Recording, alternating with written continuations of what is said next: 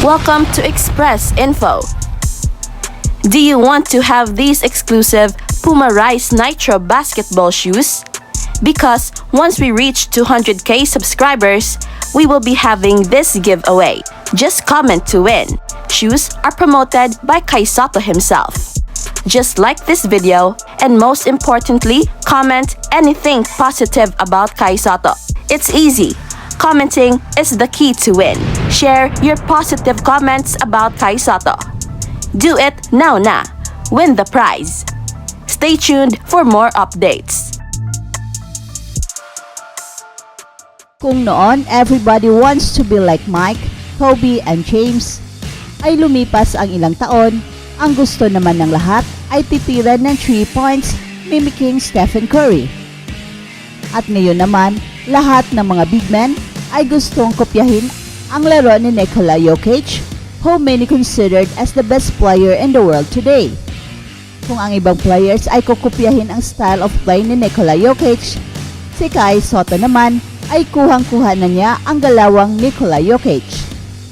Kaya nga lang, kailangan pa ni Kai Sotto ng isang coach na katulad ni Coach Tim Cone upang magagamit niya ang kanyang insane skill set comparable kay Nikola Jokic. At ito ang pinakamalaking advantage ni Kai Sotto sa ngayon. At 21 years old, ay meron na siyang mga skill sets na comparable kay Nikola Jokic. Katulad ng passing skill niya na underutilized hanggang sa ngayon dahil hindi siya napagbigyan ng pagkakataon na magamit ang kanyang passing ability. Kung kasama pa sana si Kai Sotto sa gilas ngayon na naglalaro sa China under Coach Tim Cone, na gamit-gamit ang triangle offense, ay siguradong lalabas ang mga skills ni Kai Sotto na katulad ng mga skills ni Nikola Jokic. Perhaps at a lesser degree for now, pero the skills are there, the potential is there. Kulang na lang ng opportunity na maipakita sa lahat. Katulad rin ni Nikola Jokic, ay mayroong long-range bomb si Kai Sotto, magaling sa spot-up shooting at deadly sa mid-range. Pareho rin ni Nikola Jokic, maganda ang inside scoring ni Kai Sotto, napakaraming alam na mga galaw, at sa dami ng kanyang mga galaw, ay nag-iisip pa siya kung ano ang kanyang gagamitin. In other words, Kai Sotto is still a project at age 21 pero kitang-kita na ang kanyang potential and his ceiling is to become like Nikola Jokic. Isang franchise player, isang all-star, isang NBA MVP, isang NBA champion. Yan si Kai Sotto 5 to 10 years from now. Samantala, isang NBA executive ang naniniwala na ang sitwasyon ng Philadelphia 76ers kay James Harden ay maaring magdulot ng problema. Sa papalapit na training camp ng Philadelphia 76ers, marami ang nagtatanong kung ano ang plano ni James Harden.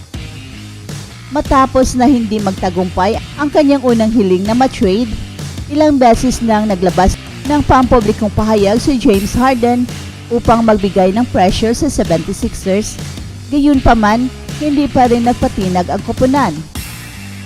Bagamat nabigyan ng multa si Harden ng NBA matapos ang maikling investigasyon, ayon sa isang anonymous NBA executive, hindi niya inaasahan na ang penalting ito ay makakapigil kay Harden na magdagdag ng init sa sitwasyon.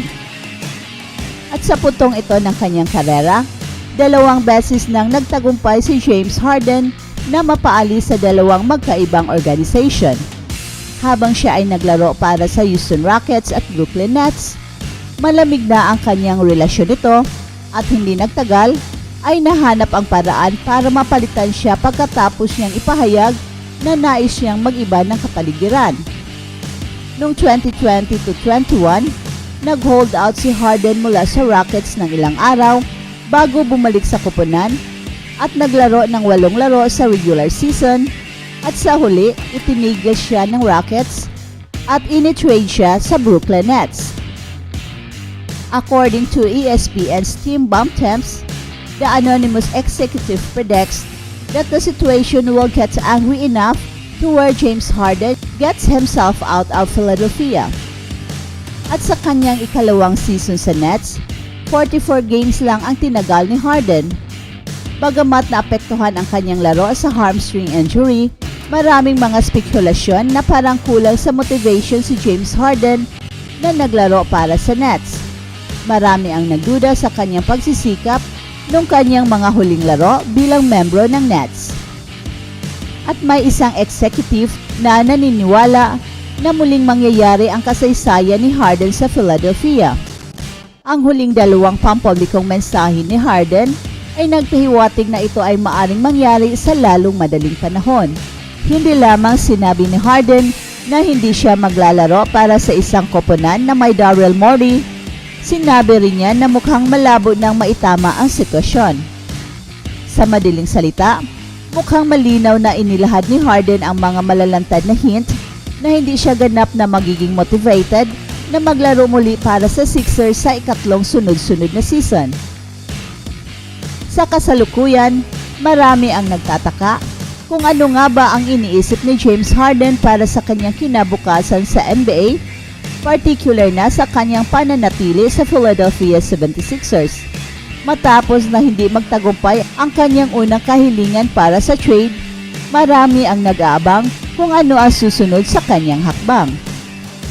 Bagamat kinailangan ni Harden na magbayad ng fine mula sa NBA dahil sa mga pahayag niya na naglalayong taasan ang pressure ng 76ers, tila hindi ito isang bagay na makakapigil sa kanya.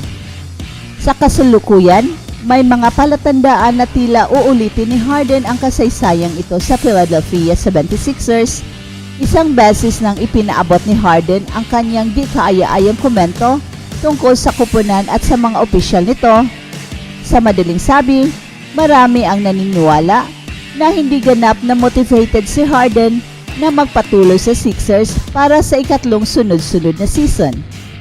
Pero sa kabila ng mga ito, hindi pa rin maaring itanggi ang magandang samahan ni Harden sa mga miyembro ng koponan. Ipinahayag ang suporta sa kanya ng kanyang mga kasamahan tulad ni Tyrese Maxey, PJ Tucker at Joel Embiid.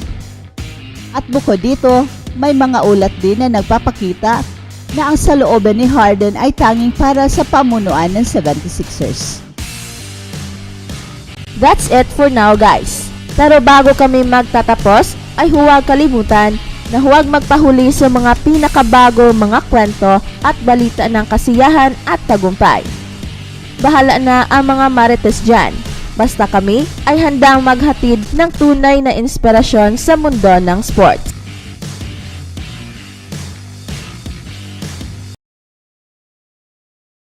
Welcome to Express Info. Do you want to have these exclusive Puma Rise Nitro basketball shoes? Because once we reach 200k subscribers, we will be having this giveaway. Just comment to win. Shoes are promoted by Kai Soto himself. Just like this video, and most importantly, comment anything positive about Kai Soto. It's easy. Commenting is the key to win. Share your positive comments about Kai Soto. Do it now na. Win the prize. Stay tuned for more updates.